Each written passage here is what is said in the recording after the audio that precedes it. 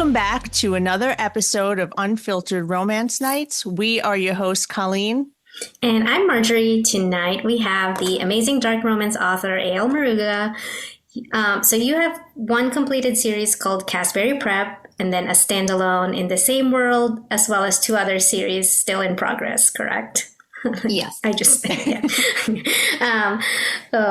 Welcome, and thank you for taking the time.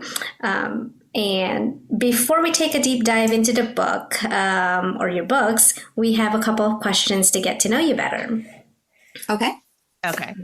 Now, other than writing, what are your hobbies? I love to travel. I'm a big architectural geek, so I love especially Gothic architecture. I love to travel and go and see architecture, especially in Europe. Love gardening, believe it or not. I try to grow as much as I can here at home in Canada, which is not easy, so that we are eating as organically as possible. Other than that, reading, of course. Collecting books I have no business collecting, and collecting shirts I have no business collecting. No. That's what happens. It's an addiction, but it could be worse. It is. True. Yeah. All right. Well, you didn't say if you watch a lot of TV, but do you have a favorite TV show or series? There's a few. So I'm a huge Game of Thrones fan. I'm a little insane about it. Obviously, the new season with the dragons is a big thing for me. The new one too, but I like the original. I'm a Jon Snow fan. I love fantasy. I'm a big Lord of the Rings nut. I make my family watch it at least once a quarter, all the movies, like from the beginning to the end. So from The Hobbit all the way through. I'm kind of crazy that way. In terms of TV shows, well, the Bridgerton series, I guess, but this season was kind of like, That's what I heard. Duke. Yeah, that's what I heard too. Yeah, love vampires. So basically anything with vampires in it. Klaus is mine. Just putting it out there. I'll fight you for him. So love the originals. Love, Vampire Diaries, that sort of stuff. Anything I can kind of escape into. Yeah, makes sense. I feel like Vampire Diaries is a running theme with the authors. Everybody looking for a little Klaus or looking for a little Damon? Damon. There you go, Damon. Damon is like the top one right now. Really? Yeah. See, I would take Klaus over Damon. I just don't think he's naughty, but he's not Klaus level naughty. Right. Yeah. Yeah. Well, we know how we love the assholes. Yeah. Okay. So wrong one. Sorry.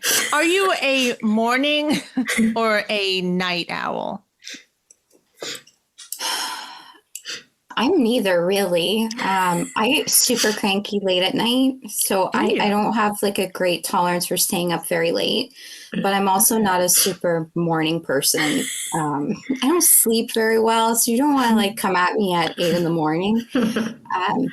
I'm kind of like, I wake up, and if you don't talk to me for an hour and I've had 2 coffees, we're good to go. So we'd say like noon is about your sweet spot, noon, 1 o'clock. 10:30, 11, because I get up really early, but 10:30, 11 is kind of my sweet spot. I'm like, Okay. Don't talk to me till then. Don't come to me with problems till then. I haven't actually coffee yet. That's funny. You mentioned reading earlier. Do you have a favorite author? So I'm a huge Anne Rice fan. Anne Rice is a love of mine. Kind of an obsession. Is where I got my start, was reading Anne Rice, and then from Anne Rice I went to different books, different fantasy books, and I actually started in Why Choose at 16 with Laura K. Hamilton. And her series, right? Her, oh my God, I can't remember the name of the series. it's going to slip my mind. But she had a series that basically was a vampire hunter and a whole bunch of shifters. And that, that was a world that I'd never heard of before. But Anne Rice and her Interview with a Vampire series and then her Beauty series were really my first toes into romance. Okay. I didn't even know like Why Choose existed until about a few years ago. I was like, oh, what's this? She's one of the originals of Why Choose. Laurel K. Hamilton. She's really one of the originals, and she's been around a long time. That particular series probably has 20 plus books in it. And she continues to add and subtract from the harem. And we're talking 20 years later, like she's still adding and subtracting from the harem. So really? It's kind of, the Nita Blake series. Yeah. Like it's wild. You got vampires in there, wolves, bears, lizards, like bears. I don't even want to. Everything's a shifter, right? That's interesting. Funny. That is interesting. Yeah. More recently, there's some great authors that are indie authors. Those are all, traditionally published authors, but there's some amazing indie authors out there that I've like literally fallen in love with all of their writing. M. Violet is one of them. Poppy Jacobson is another one. Bree Rose, all fantastic writers. Mia Fury, oh my God, if she writes it, I will read it. Chell Rose, like there's so many fantastic indie authors doing various forms of romance. Not everybody's dark, and I don't only read dark. Selena, I'm trying to think, Sam Morano. There's so many great ones out there now. There really are. Yeah, I agree. Yeah. And that's why I think social media is great because, any one of us can recommend something that we just read and give it a review. And then someone's going to say, oh, I've never read that author. I like what that person's saying. I'm going to give it a try. So, yeah. My TBR is going to outlive 3 of my lifetimes because I just keep adding to it. And, I'll see, ladies from my street team recommending books. I'm like, damn it. Okay. That's going on, going up higher on the list because if you're recommending it and I know you, I'm more likely to read it because I know you enjoyed it. Right. And we enjoy similar things. So, my TBR will 100% outlast me 3 lifetimes. I have so many books on that TBR right now. Yeah. Off topic, not that this is going to help your TBR, but Amazon right now has the it says get 3 for 2. So it's really just buy 2, get 1 free. And I just got, there's some Rena Kent on there, just so you know. I think it's only in the US because you're not the first person to tell me that. And I went looking for it in Canada and they don't offer the same deal, which is so disappointing. Half the time we don't get the same deals. Oh, sorry. That was like a tease. It's like, oh. Yeah, you just made her jealous. Like an ice cream and And you mentioned Rena Kent, and oh my God, do I love her. If she writes it, I will read it. If she writes it on toilet paper, I will buy it. I know. I'm trying to finish her backlist. I just started. It's a big backlist. I made the mistake of starting with the kids. So the second generation. Oh, you said that. Yeah. And I'm going back and reading the original. And I'm just like, I'm in love with her writing. I'm obsessed with how she tells the story. You start a book with her and you're not sleeping that night because you're going to continue reading till 3-4 o'clock in the morning. And I just love her style of writing. She tells a story so well that you feel like it's being told by your best friend. And not, you're so immersed into it. It's like, okay, oh my God, yeah, this is happening, that's happening. They're all psychos, but they're semi-redeemable psychos, right? Yeah. So you want to fall in love with her character. She does an amazing job of making you fall in love with her characters.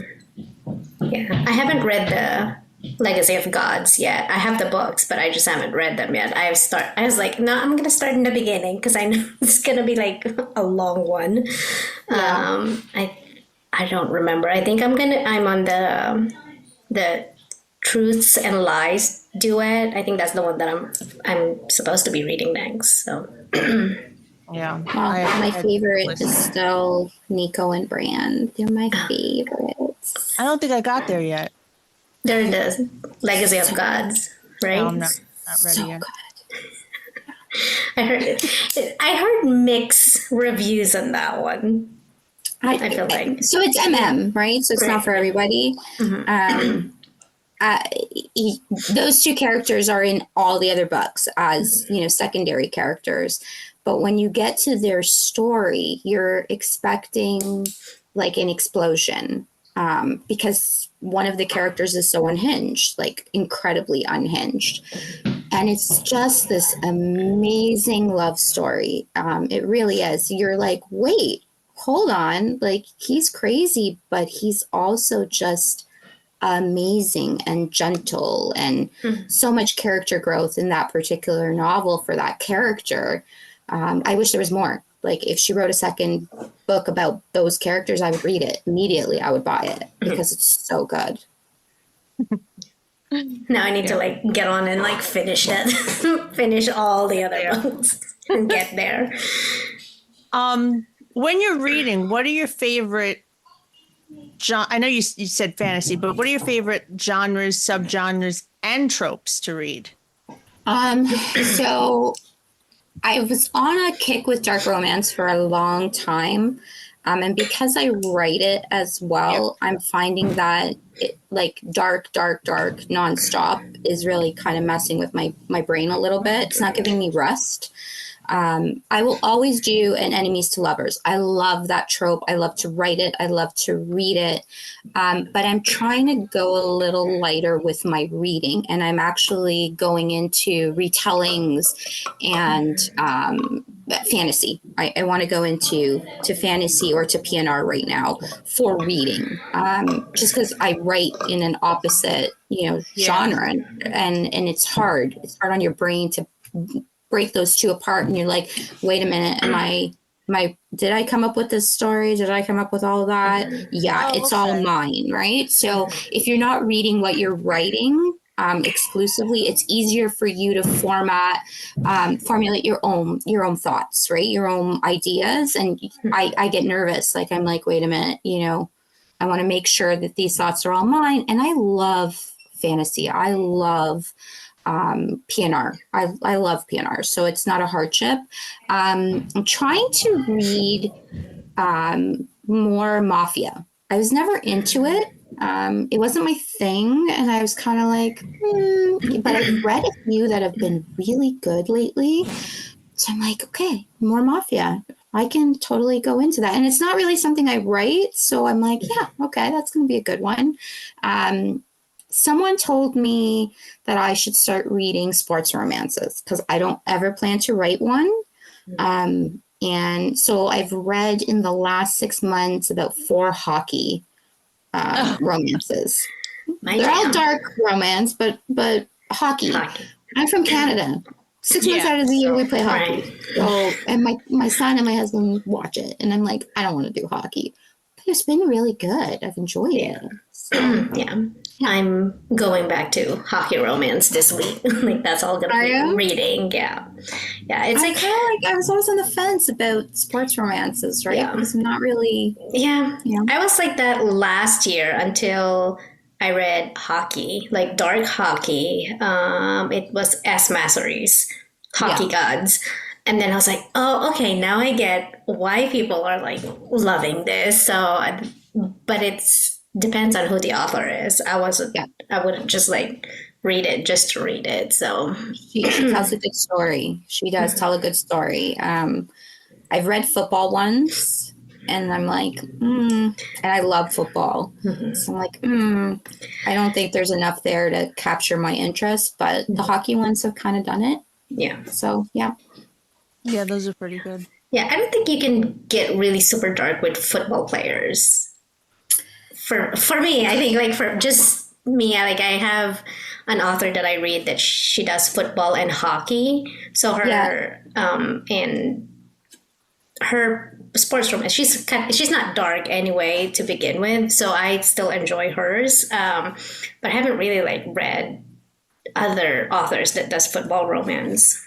I read one not too long ago, and of course the name is going to escape me, where the premise of it was dark, not super dark, but the premise of it was basically he was on the football team going to get kicked off the football team if he didn't find somebody to basically tutor him and help him pass his classes. Mm-hmm. And he goes after the girl that he's basically bullied his whole way through college. And I was kind of like, you know what? I love a good bully romance. It was very well done. It wasn't a wide choose, so it was just MF. I enjoyed it. There was a lot of mention of football in there, which usually you just get like little glimpses. Right. It was very detailed, so I kind of liked it.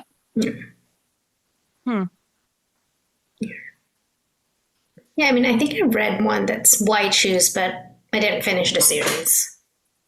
I haven't finished it. Sports romances and White Shoes, I think, are a little harder. Mm-hmm. I think, if it's focused around the sport, it's probably harder. If it's just kind of mentioned that they play a sport or whatever, right, but the premise of the story really doesn't have much to do with that sport, I think it's probably easier. White Shoes is very hard to do in a standalone. Like it's almost impossible to get a whole story out in White Shoes. Everybody's got to get their story. Yeah. That's true. Well, we're getting to know all of your readings. When did you first decide to write romance novels, and what was your inspiration? I've been writing periodically just for myself for quite a few years, but I never really had the courage to publish anything. And then we went into lockdown in 2020, and I was kind of confined to my house with 3 other people, 2 kids and my husband, and 2 dogs. Well, yeah, 1 dog at the time. And the second one came during COVID. And my husband's been after me for years to write. He's like, publish. You read. So I can read 300-400 books in a year. That's how many I was reading.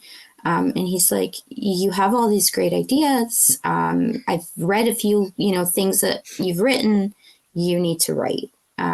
So I started writing Cashberry Prep, Reign of the Queen, thinking I would never publish this story. No one would ever read this story.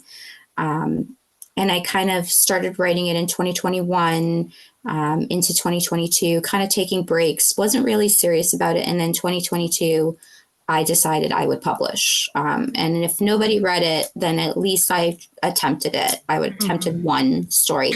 I really didn't think that I would publish a second book. I really didn't think that anyone would read it or enjoy it. My style of writing, I'm kind of quirky all over the place with my writing. I started off kind of mid-dark and have progressed a little bit darker, but I just didn't think anybody would read it. And that's not what happened. So no, it was kind of exciting. We loved it. Yeah, it was a weird experience because coming from Canada, there aren't too many Canadian authors self-published out there. And there's not many dark romance authors, like with the exception of, a few that I can name off the top of my head who are amazing, like Brooklyn Cross and T.L. Hodel. Those are all dark romance authors that I love, Alicia Williams, Kinsley Kincaid. But we're all around the same time, with the exception of Brooklyn, who's been around longer. So there wasn't a lot out there. And, when I kind of mentioned it to people, especially my 2 best friends, they were like, dark romance? You're going to publish a book? And I'm like, well, not under my own name. And so, yeah, it was kind of crazy. Oh, okay. So it's a total pen name? Like this? So Maruga is my grandmother's name. Okay. It's her first name, and she was my biggest inspiration and my biggest supporter in life. Anything that I thought about doing, she was like, "Yep, I'm your cheerleader. Go do it." She always had like this amazing faith in anything that I attempted. So I kind of wanted to honor her because of anyone that would have been super proud, whether I succeeded or failed, it would have been her. And I actually look the most like her than I do my family. So I kind of wanted to use her name. A.L. is my first initials. Okay. And then Maruga is my grandmother's name. Okay. Well, there's no keeping you a secret now.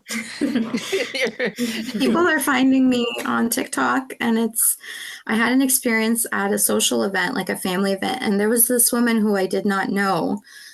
She's at another table, and she was just staring me down, and I was like, what is she looking at me for? I have anxiety. I'm like, why are you looking at me like that? I know you. I'm like, no, you don't. I know you from TikTok. And I was, oh my God. No. Like, please don't tell anybody. That's so funny.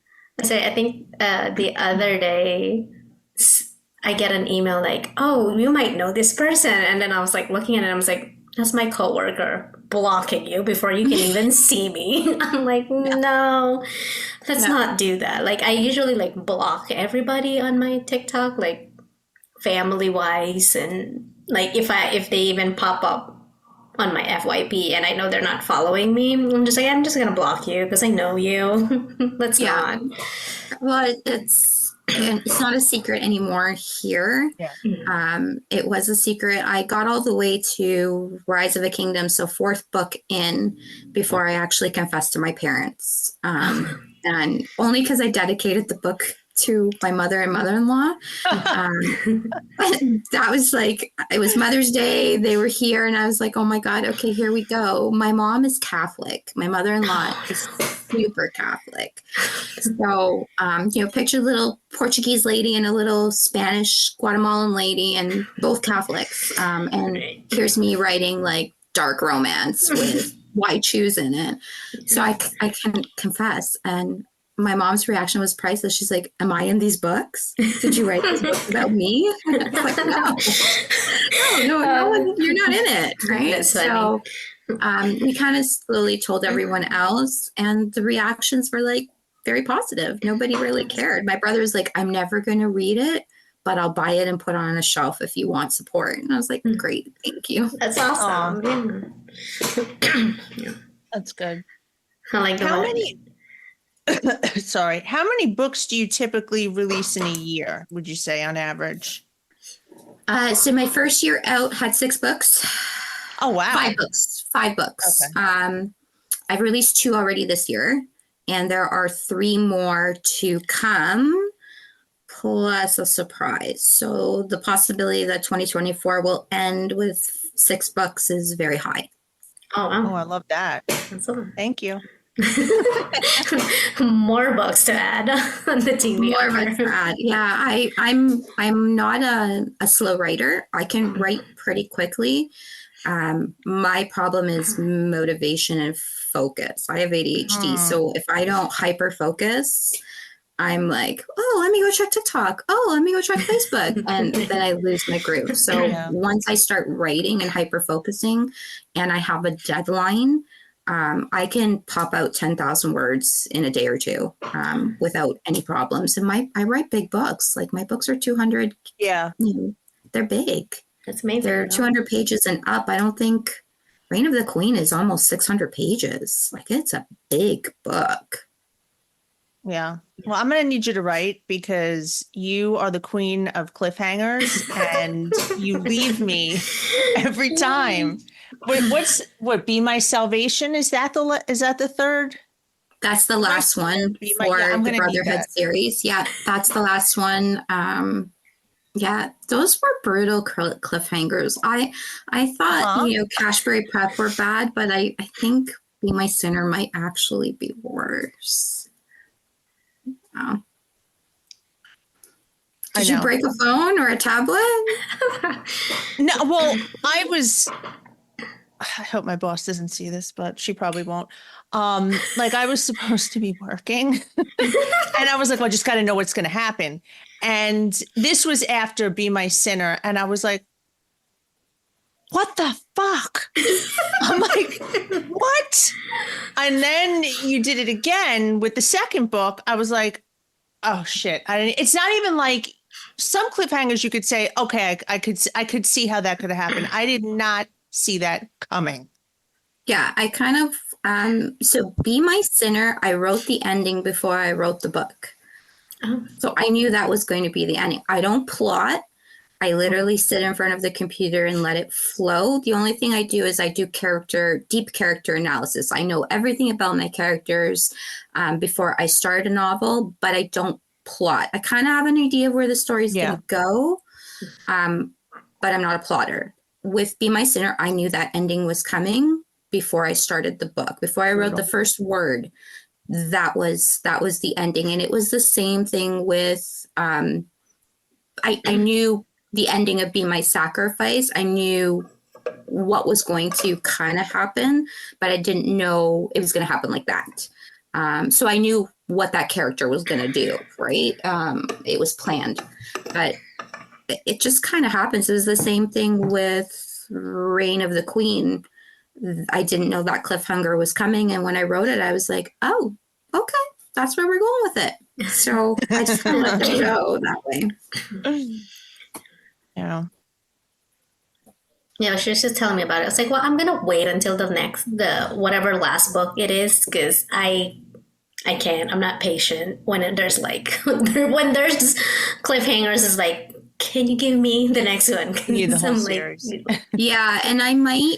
So I'm toying with the plan for 2025 that I will rapid release a series, and I will not release it until all of the books are done, so that I can release basically every 6 weeks. So people are not waiting very long for them.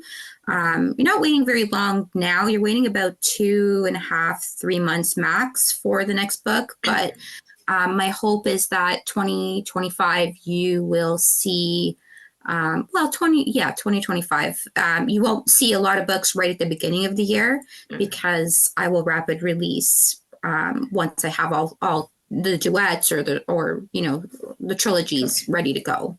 Yeah. That's a good I think idea. it'll just make it easier. Mm-hmm. But that would be exciting though, like just release them as Yeah, and because all of the series will be finished this year. So Venom series closes with Villainous King, and that's due out end of September, early October. Be My Salvation is the same timeline. They're going to be a couple of weeks apart. So that'll be out around the same time. And then you will get Triple Dare You at the end of the year. And Triple Dare You is a new series that's coming. That's Stepbrother, Why Choose, Bully. So it's dark. Like, it's really dark. We like those step siblings. Yeah. My first time writing a step sibling. So I'm writing and I'm like, oh, okay, this is a little hot. And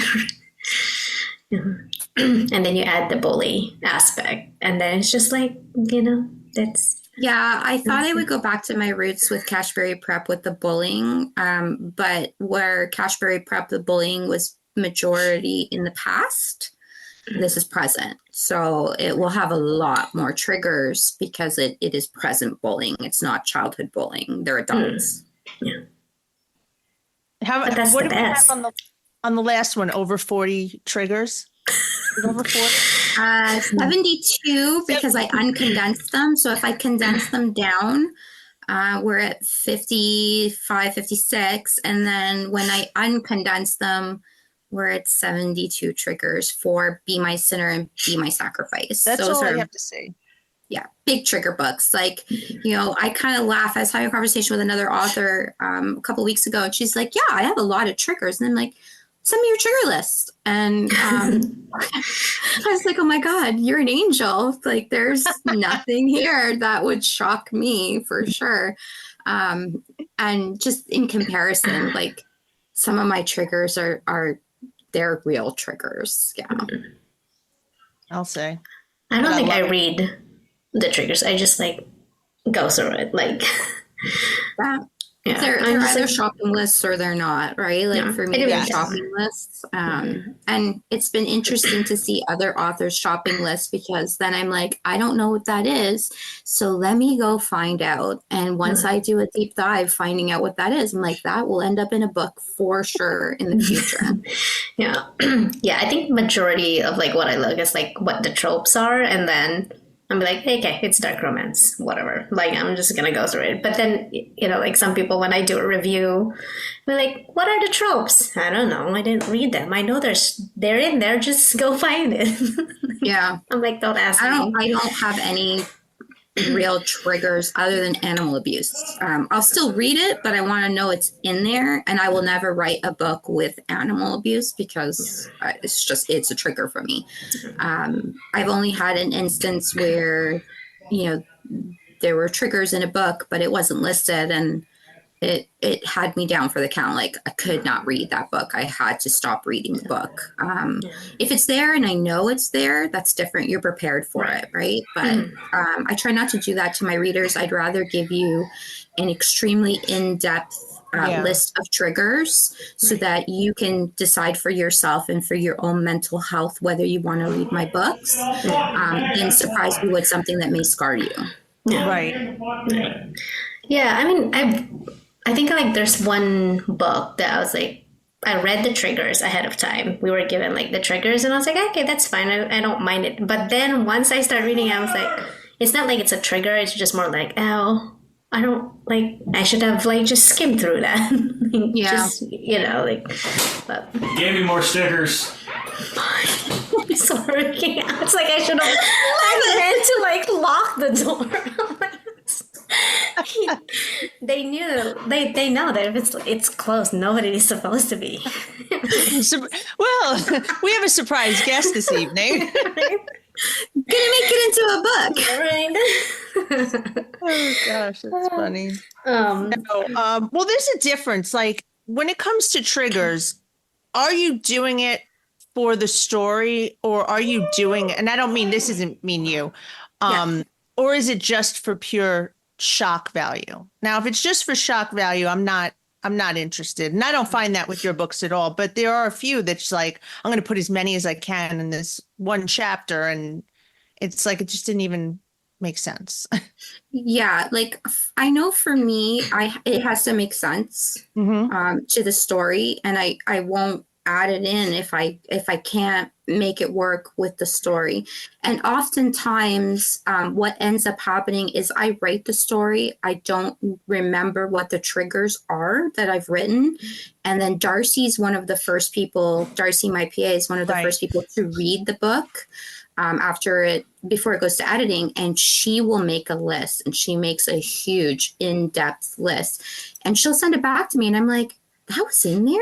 I can't even remember that was a trigger. And there will be triggers where she'll be like, asterisk, we're going to get banned. Asterisk, we're going to be in trouble. Asterisk, you may want to rethink this. Because I just write. Like I write whatever the story is, and if it works, it works. But I don't actively, search out to shock people. There are certain things I'll say in advance, like that I know I want to be in a book. Like if I want, like with Be My Sinner, I knew I wanted primal in there. I knew that was going to be a part of the story. So I knew that would be in there. But I didn't seek out to, just add it for shock value. It made sense with the character. Yeah. I mean, that makes sense. I mean, I like that when it's like, it flows, and instead of like, that didn't even make sense, but why is it in there? Yeah. I know you kind of like said that you don't plot, like, you're not a big plotter, but do you have a specific writing routine, or do you just write when the idea moves you? So I've never been really a plotter. Like I have general ideas of what stories are going to look like for me. I write a lot of notes to myself. So like I'm ridiculous, just to kind of give you an idea. This is me. I literally carry little books around with me everywhere, and I'll be in the line at the grocery store and I'll be pulling out and writing myself a little note.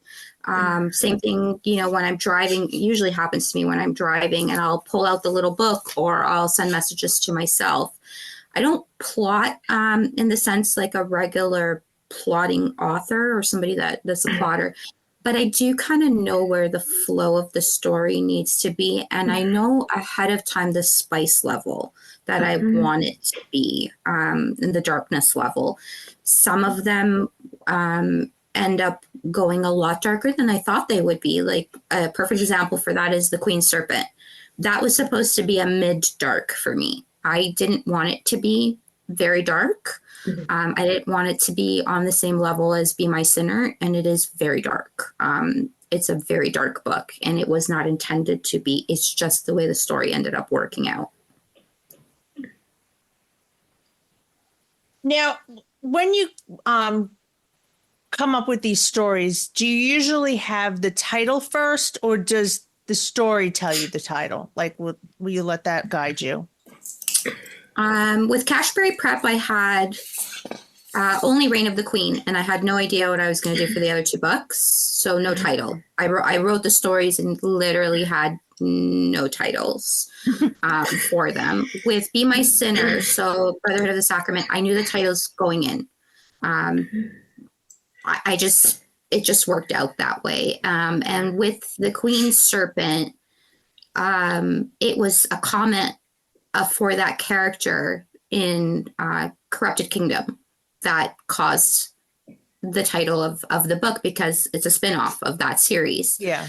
So it was kind of just one of those things. And my daughter was actually the one that pointed out. She's like, you already have the title of the spin-off. It's in Corrupted Kingdom.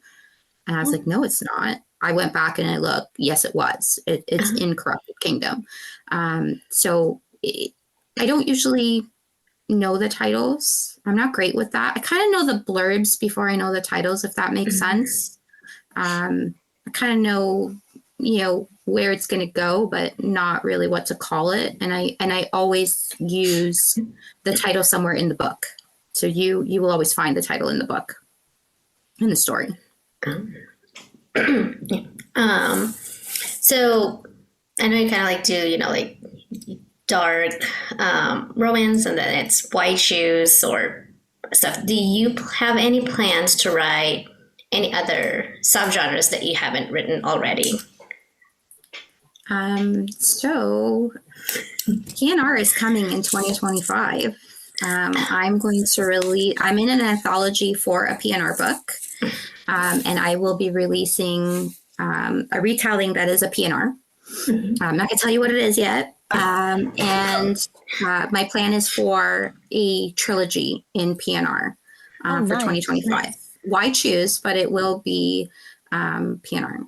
So I'm gonna put my toe in there and see how that works. I haven't really thought, long haul like 2026. I'm not a planner that way. I know that there's authors that know the next 10 books. I do not. I don't work that way. I kind of know, okay, finish a series, start another one, finish a series, start another one. And the only instances of me not finishing a series before starting another one were these last two. Be My Sinner, the Brotherhood of the Sacrament. Really, The Queen's Serpent shouldn't have started without finishing that series, but I couldn't get her out of my head. So I needed her out of my head. Yeah. Are there going to be any wolves? Think bigger. Think hairier and bigger. Something about, I know, something about, now I'm like thinking like, wait, what? Bigger. Something about the nodding. I don't know what it is. I've read a few, and I have a group that it's basically of my sister wives, so it's all the other authors under Darcy, my PA's umbrella. Oh, okay. And a lot of them write Omega. And I'm just like, I read and I'm like, look at that. That's kind of fun. I think I have to do more research into nodding in order to not disappoint readers. I would hate to disappoint readers. So I'm not going to attempt a shifter book that is a specific shifter that has a lot of in-depth requirements if I haven't done the research for it. Yeah, that makes sense. I think the only like PNR like that has shifters that I've read was like Sherilyn Kenyon. Oh yeah, I have a whole bunch of her books on my shelf. Yeah, I need to like buy her books, but like I'm rereading hers again because she's gonna start publishing again. So I was like, well, I need to catch up. I don't remember half of it. I love her. I love Lindsay Sand. I have a whole bunch of her books on my shelves too. Just trying to think, like, yeah, there's some really good authors out there. Yeah. So for like any first-time readers of yours, do you have a recommendation for like a particular reading order, or can they just jump in wherever? So if they're thinking of starting the Cashberry Prep series, the reading order is actually Rise of a Kingdom. So it's Stella's book that is first. And the reason for that is you need to know where the Straffords came from in order to understand where they're going through the Cashberry Prep series. And so it would be Rise of a Kingdom, Reign of the Queen, Fall of a King, Corrupted Kingdom, and then the spin-off to that is The Queen Serpent and Villainous King. There is a second generation coming in 2025, and you will only realize why there is a second generation once you read Villainous King. Villainous King will definitely tell you why we are getting a second generation and whose kids those are. You also will have a spin-off of Reagan's book. It's going to be a short novella, but Reagan gets a book in 2025, and that basically closes off the original Cashberry world. Then you get second generation. Second generation is planned as a trilogy. And then that series is pretty much closed as far as that world is closed as far as I'm concerned. Now, do you find it easy or difficult to write the spicy scenes? Especially when there's a white shoes involved. They're harder to write than serial unaliving. I love writing like unaliving. The spice scenes between one or two characters are okay to write. They're not as difficult. When you're writing the whole harem together, it's like you got to keep track of, well, where's that one's arm? Where's that one's leg? Like I end up like drawing stick figure diagrams to make sure it works. And I'm like horrified by the end of it going, oh my God, like if people are picturing this is horrible. I've written it out in public, really spicy scenes sitting next to like seniors having their breakfast with a straight face. So I can do it with a straight face. But I do find it harder to write spicy scenes where the whole harem is involved. So, one or two characters, two to three characters, still good to go. But, when you have 4 or 5 characters and positions, you're like, wait a minute, like, who's who? Where's everybody? That's funny. Okay, so for any of your books, what were some of your favorite scenes to write? Be My Sacrifice. I really enjoyed writing the chapter with Zeke and Sammy, where Sammy's a little drunk. I just cracked up through that whole chapter. I was just laughing because you get a side of Sammy that you don't usually see because he's so stern and so reserved, and he's this great protector and he doesn't really like the other guys. but he's just like a kid falling all over himself in that chapter. And I loved it. I really enjoyed that chapter. That was a nice Um, surprise. yeah, it was kind of like, it was fun. And when I wrote it and my daughter read it, she's like, that was a good break from all the dark. Yeah. So it was needed in that book, I think, because that book was really heavy. But yeah, I really enjoyed that one. I really enjoyed writing scenes with Reagan where she takes on the guys. So one of my favorite scenes is Reagan literally taking on Carter. And Okay. and Cashberry Prep, and she's got, it's in Corrupted Kingdom, she's literally got him by the hair down on the ground, and if you picture her, the character's 5 foot nothing and weighs less than 100 pounds, and this guy's 6'2" and 200 pounds full of muscle, and she's literally taking him down like a spider monkey on his back and dragging him to the ground. And I enjoyed writing all of those interactions with those characters. Nice. Now I have to picture it again, like 5 foot and then 6. It's like tiny. Just like, come on, get it out. So Reagan is based off my daughter and her best friend. And I literally pictured them taking on, these big guys. And because they're both spunky like that, I could picture it like 100%. My daughter would literally take down this guy and he'd be on the ground crying. So because Reagan's a mixture of the two of them, it was hilarious to write him. Yeah, I feel like when you come to these like academia type stories, you always need a best friend. Yeah. You have to have the best friend, the ride or die. So yeah. It was good. And she's a great ride or die. She really is. Yeah. Yeah. I mean, it just makes sense. You can't have like a character that's just like her own, like she's like she never had friends. It's kind of like, that's lonely. Like, yeah, it is. And then it's like, oh, who do you really have? Just your guy or guys? No, you need your girl, because you're gonna get pissed at those guys at some point. Yeah.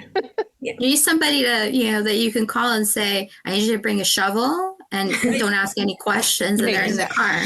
Right. Yeah, pretty much.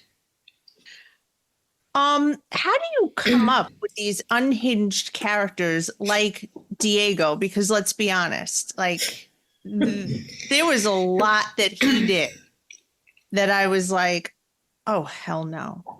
And remember, that book wasn't supposed to be dark like that, and it just ended up being, oh my God. It was dark. Diego is after the guy from Good Girls. He is. He was my inspiration, and the way that he talks and his mannerisms he had me hooked. Yes. So he was always in the back of my mind. His mannerisms, his way of speaking, how unhinged he was at certain points in the show, where he did like her, like he had feelings for her, but that didn't stop him from doing things to her. Right. Yeah, he was a huge, huge inspiration for Diego. Still is. Like, as I'm writing Villainous King, I rewatch clips of the show, and I'm like, yeah, that's you for sure. Yeah, I actually love that character. I haven't finished that series, but I need to go back and when I have time. But yeah, I just love that series. I finished it, and I was kind of sad to let it go. But yeah, he was a huge inspiration for Diego. And Jackson is based off of Cillian Murphy's character in Peaky Blinders. So I pictured him the whole entire time, and I love Cillian Murphy. So yes, his mannerisms, the way he speaks, how unhinged he is, how power hungry he is, it's definitely him. For sure. Yeah, I could see that. Yeah. So we're gonna put you on a spot. Out of all your characters in your books, who is your favorite couple? I mean, I guess couples. I really love Stella and Jackson's story. So Rise of a Kingdom. I really love their love story because it's not a love story. It's a power play between two couples that end up falling in love with each other, two characters. And both of them have to bend in order to make it work. I also love Sammy and Dina. Yes. There's just something about that couple, and yes, you know, it's a harem, so there's two other guys hanging out there, but them alone could have been a love story, all on its own. And it's just, he would literally burn the world down for her, and there's nothing that she wouldn't do for him. So those two are really one of my favorite characters. I've enjoyed writing them. The others are great too, Right. but they just called to me. Sammy and Dina called to me, and Stella and Jackson are still one of my favorite couples. Yeah, I agree with that. I love Sammy and Dina, and I wasn't sure. I was like, oh, how are we adding people into the mix? Because my loyalty was with him because he was with her when nobody else was. Nobody else had her back, but it worked. Yeah, you kind of fall in love a little bit with Abe and Be My Sacrifice, I think. And Zeke still has work. He still has work. He was meant to be that way, right? I know. That's his work. Is he going to be, you know, get some redemption in the last book? Maybe. I don't know. I haven't written it yet, so I can't tell you. So when people ask, like, what's going to be in the last book, I haven't written it yet. I'm working on Villainous King first, and Triple Dare You is writing itself, basically. But yeah, he may be redeemed. He may not. He will. It's to be determined. To be determined. Yeah. Wow. Oh. Now, all right. So we already talked about your future projects, so we're going to skip that one. Now, other than Sinners and Stardust, do you have any other signings that you're planning on going to? Oh my God, 2025 is going to be crazy for me. I have 3 that have been announced and 1 that hasn't been announced yet. So I start off 2024 in Miami for Sinners and Saints, which is going to be huge. Penn Douglas is going to be at that one. So I'm going to ugly cry and embarrass myself immensely when I see her. And then I'm at Rose City, which is Windsor, Ontario, on the border of Michigan. That's my only Canadian signing. And then I'm at Electric City in Pennsylvania. And then the last one hasn't been announced yet. So, but we're heading back to the East Coast. Yeah. I see. Do you get a lot of like events in Canada? Do you guys have a lot of events, or? There aren't, which is surprising. And there's been a few that I've seen, but they haven't really taken Canadian authors. They've taken American authors. That's and weird. British authors, but not really Canadian authors. Okay. I'm excited to do one on home turf. You know, I'd like to expand my Canadian following, readership. It's hard because even I read predominantly American authors and British authors. So it's hard to get your foot in the door here in Canada. But I'm hoping as more authors come forward into the indie sphere, we'll get more signings out here. So that, you know, we want readers to come here. You know, I'm in Ontario, so Toronto's our biggest city, Niagara Falls. We've got great places to host signings. We just need them to be here. Maybe you can be the organizer. I was going to say. Just organize it. I've thought about it, but they're hard. Like, that's a lot. Kudos to anyone that's organizing a signing. That's a lot of work. There's a lot of logistics to that. You can't just throw up a signing. Like you have to make sure that, everything goes well and that, Right. you cause no harm to anyone, including, Right. your readers and your authors. So I'd love to be able to do that in conjunction with maybe a couple of other authors that are further along on their journey than I am.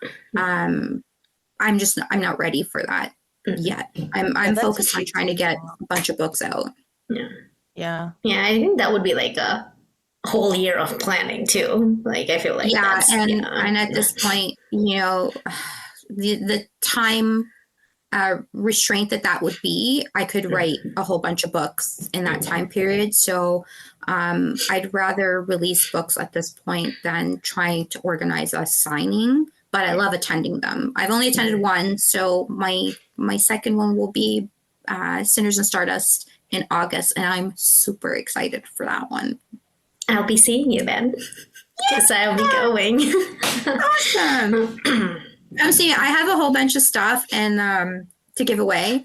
And my poor husband is coming with me, and I feel really bad for him because, he puts up with a lot. He's a very quiet, very shy man. And I am not, obviously. But he puts up with a lot of stuff. And I have a feeling he's going to lose his mind at this one because 1,200 women, 1,200 readers, a whole bunch of authors. It's 3 days, really, Friday, Saturday, Sunday. So it's a big signing. And I have stuff that I'm going to give away if you can find him on the floor and take a picture with him.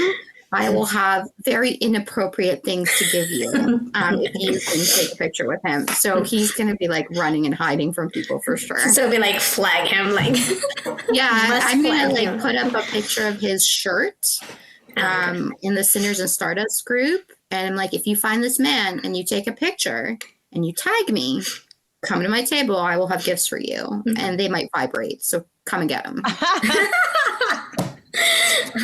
He'll probably be like, why are these people? There are these women approaching me. Like, why are all these readers trying to get pictures with me? Right. I know. No, eventually he'll figure it out. Something. Like flagging him down and everybody's just chasing him everywhere. I like to see him embarrassed. So, yeah. Oh, God. Oh, my gosh. That's funny. Yeah. I know. I need to get to... Told you need to, like, get there. No, I can't, yeah. There's not a lot of signings in Florida, so... Miami! Sinners and Saints is in Miami. That's like 5 hours away. It's not that bad. Yeah. Girl, bye. I don't like to drive. Just fly down to Miami. Hey, I'm flying from Montana to, like, Boston. I know. If I would have known about that sooner, it was different. When I lived in New York, I've driven to Boston before, but no, I went to, what did I go to? Tropicon here. It was a smaller signing. Yeah. But Smut Lovers, I think, is in Orlando. Yeah. I went to do that. I think when they were having it, I was like, oh, I'm not going to be able to go. Yeah. But I'll get my shit together. There's a few, I guess I was going to say North Carolina, but that's still far for you. I would just bring my husband along. I would make him drive. Yeah. Well, that's what I do. I drove to Arkansas for the first signing, and I'm driving to Boston, and I'm driving to Miami. So we drive. She's I'm driving to Miami. Farther. If she can drive to Miami, you can drive to Miami. I'm driving from Ontario, so I'm about 40 minutes from Niagara Falls, so 40 minutes from Buffalo, basically, and I'm driving to Miami because I plan to hang out in the beach afterwards. Mm. Oh, you know where you need to go? Wet Willie's. Wet Willie's. They have adult versions of Slurpees, like the whole back wall. I went there for my bachelorette party years ago, and like any flavor you can think of, it's all frozen drinks. Wow. I will have to try them. We love like margaritas and stuff. So yep. Yeah. Oh boy. Well, that'll be fun. Yeah, maybe we'll have to look. I know Marjorie and I are looking to collaborate and go somewhere together, but Yeah, to next one of the year. But every signings. time like we look at it, it's like, oh, it's sold out. Like, well, we're never gonna get anywhere if they're all sold out. I Yeah, they know. sell out pretty quickly. Like Sinners and Stardust, I think sold out within 48 hours of the tickets going on sale. That was crazy. I couldn't believe that. That was I just like, Yeah, I got wow. lucky with the resale because like I'm gonna try. Like if I can get something to like for the resale, then I'll do it. But if not, like there's always next time and stuff. So I got lucky with that one. Are you attending the Dark Ball? Yes. Yeah, that's gonna be fun. I love to dress up. Halloween's my favorite time of year, so I'm looking forward to it. Yeah. Um, I feel like it's going to be a great time. From Yeah. the things I'm hearing from other authors, what they're wearing, I'm like, yeah, this is going to be a Can't wait to see really the great pictures. ball. Yeah, I'm excited because I haven't like first of all, I haven't like gone somewhere by myself in a long time. And then I haven't like dressed up like that in a long time. So let's just Yeah. do it. It's two in Well, one. it's funny because you're either a sinner or you're a stardust, and I was like, was there really ever a question of what side I was going to be on? And it's funny because I actually considered being a stardust because I love fantasy. I'm like, oh, I could do like an elf queen, but then my daughter was like, there was never a question. You're 100% on the sinner side, so Yes. sinners it is. Yeah, I think I'll probably be in the Sinners too. But I was like, I don't know if this dress is gonna. Colleen knows what I'm wearing, but I I was can't like, wait to see it on. It's like I don't know. It's like this, whatever. We're just gonna pretend I'm a mafia princess. Whatever. There you go. We're just gonna do that. Like, we're just gonna. That's what we're gonna pretend. Very cool. So, because I mean, like that's all I read anyway. Well, not all I read, but like majority of the books I read are mafia. Just because I love the MMCs on those for the most part. I can't wait to see what you're wearing then. I don't even know, like, what would I, like a mafia princess? It's maybe I was like I didn't because I was like looking. I'm like, well, what am I gonna do? I don't want to wear like anything fantasy because that's like Yeah. that's just not me. And I was looking. I was like, well, this could go. I asked her, I was like, hey, do you think this is gonna work? And she's Yeah. like, yeah, it's It'll gonna work. Yeah, I think it'll be a great time. I'm definitely over the top. Oh, I can't wait to see the pictures. Yeah. I'm over the top, and my poor Hubs is over the top too because he's going with me. So Yeah. I got his costume too, and he's like, do I have to wear this stuff? And I'm like, Yes. yes, you do. So my homework is to like get a picture of your husband, then get a picture with you on the ball, so Colleen can see Absolutely, it. yeah. Vibrating gifts. Yeah, vibrating gifts on the Friday and the Saturday. Come find him.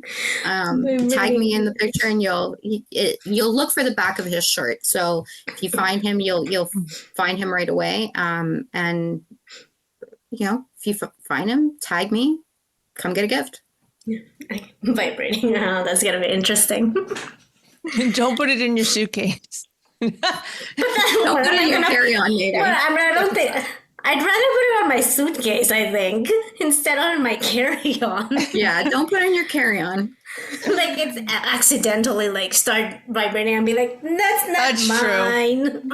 Yeah, I have a That's whole true. bunch of things to give away. I really enjoyed seeing the reaction of readers at the Little Rock signing when I would give them inappropriate things for free. And I had a great time. So I'm like, I'm going to repeat that, but bigger for Sinners and Stardust. And I think it'll be a lot of fun.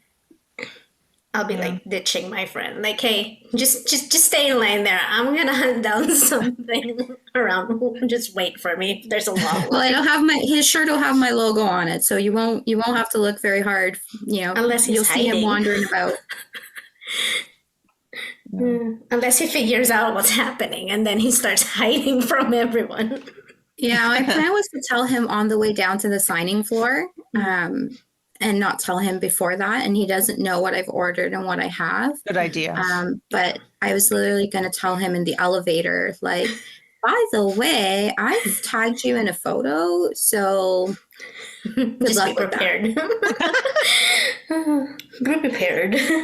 Yeah. That's funny. So yeah, that would be fun though, because instead of like you just waiting in line, Yeah, like it's a game. I figure it's 3 days. So that's a long signing. 3 days, like Friday's the panels and the first round of signing. And then the second longest day is Saturday and then the ball. And then the Sunday there's the brunch and the send off. That's 3 days, right? You may not get to see every author.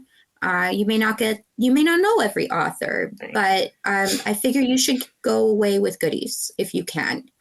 You may not read my books, but I can give you something with a peen on it. That's funny. I made a list, like, who are all the authors that I'm going to be seeing? And then I was like, I'm looking again because I was like, it's a short list. And I was like, looking again. I was like, wait, I know that name, like your name. I was like, she's coming. I need to put her on my list. Yeah, I'm really excited. I'm excited to be an author, but I'm more excited to be a reader, to be honest with you. I've looked at the list of authors that are signing, and I may disappear from my table. And it was the same thing, my first signing. I think, Kolleen, I saw Selena at my first signing. Oh. And I've read every book that she's ever written. And I was like, okay, I'm going to be cool. I'm not going to embarrass myself. I'm going to go introduce myself to her. Issa from the Bookish Girls was her PA for the day. I was like, I can do this. I literally got within 2 feet of her and started bawling. Like, I couldn't get a word out. I was just crying. And she looked at me and I felt bad for her. She probably thought I was a crazy person.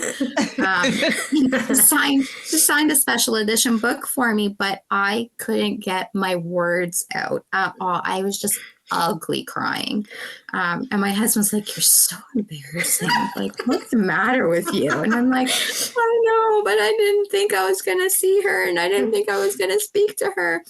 It was surreal as a reader. If you've read every book someone's written and you've fallen in love with their words and their worlds, to be able to be face to face with that person and tell them that, it was so amazing. Yeah. I love her books. Yeah. They're dark.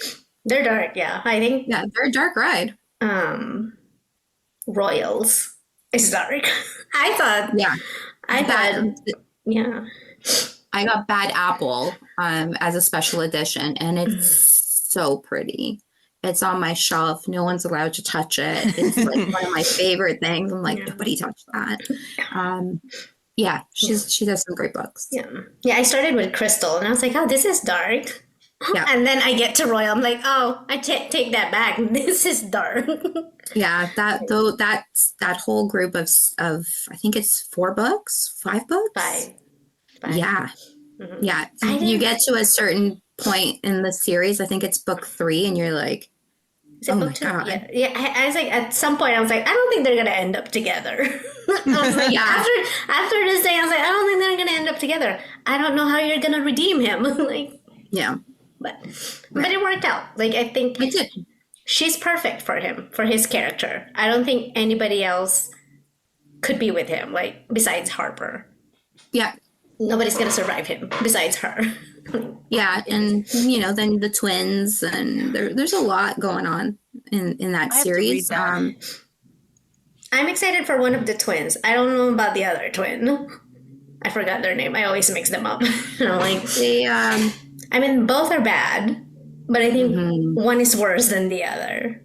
So I think they're both bad. They're both bad, but I think the other one, I don't think you can redeem that one.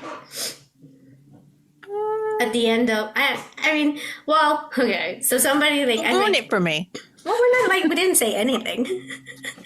But honestly, even I didn't think she could redeem Royal either, right. And she did. Mm-hmm. So I was kind of amazed that she was able to redeem him, because Yeah. I got to the end. I think it's book 3 when all the stuff happens, Mhm. and I'm like, what happened? Right. There's still 2 more books. How is that possible? To me, they were all irredeemable.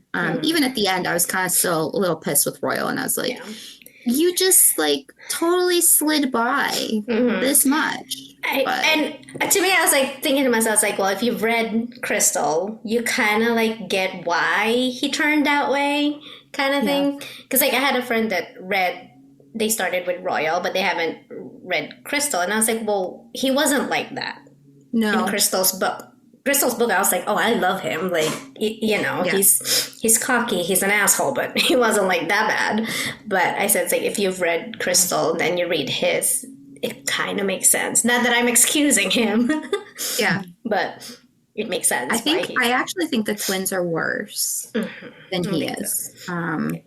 Twins are maybe not redeemable at all. Yeah.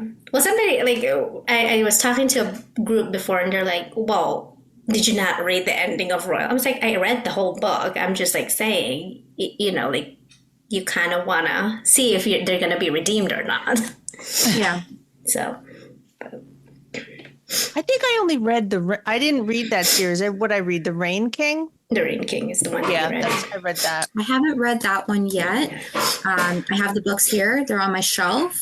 My plan is to take them with me on vacation when I'm in Boston, where we're going to spend a few days out there afterwards, and I want to read those. Yeah, it's a duet, right? Yeah. Yes, it takes place in the 1990s, the late 90s, I think. Yeah, I need to read that, and then I need to finish Colt's series. Did I read Colt's series? I think I did. Yeah. I don't remember if it's finished or.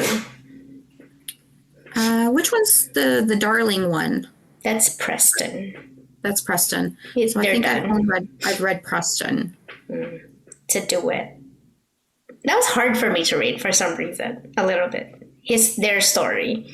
Did you read it after Royals? Yeah, I think if you give it some time, you're maybe okay. But if you read it, I read it right afterwards, and I was like, I still don't like you. Yeah, I don't like you in Royals, right? Yeah, because he was a big part in there. I'm just like, but yeah, it was hard for me. But I was just like, no, I really want to know what happens, so I just kept reading it. So, well, that brings us to the end. I thank you so much. I was total fangirling knowing that you were going to be here. And I'm excited for all the books you have coming up. And I really appreciate your time. Oh, thank you. Thank you for being you, because I love you. And being on my team. You're so sweet. And Marjorie, I look forward to seeing you in Boston. Yes, that's exciting. Thank you for having me. This was great. It was like a chat between friends. Yeah. This was very cool. I like it. Yeah. Thank you for your time. We appreciate it. Okay. No problem. Thanks for having me. Thanks. Bye. Bye. Well, be sure to follow us on our socials and make sure to subscribe to our podcast so you don't miss any upcoming episodes. If you have any authors that you want to recommend, feel free to send us a message on TikTok or Instagram, and we will see you next time. See you next time.